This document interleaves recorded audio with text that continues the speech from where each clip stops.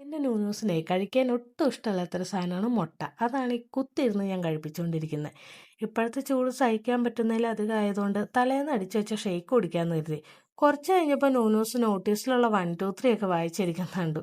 ഞാൻ കറിക്കുള്ള ഉള്ളിയൊക്കെ ആ സമയം കൊണ്ട് അരിഞ്ഞെടുത്തു. മത്തങ്ങ എരിശ്ശേരിയാണ് കറിയായിട്ട് ഉണ്ടാക്കിയത്. ഇപ്പോൾ 2 വീക്സ് ആയിട്ട് ഞാൻ എൻ്റെ വീട്ടിലാട്ടോ ഉള്ളത്. അതുകൊണ്ട് എല്ലാം ചെയ്യാൻ ചെറിയ മടിയൊക്കെ ഉണ്ട്. പോരാത്തതിന് ചൂടിൻ്റെ ക്ഷീണവും.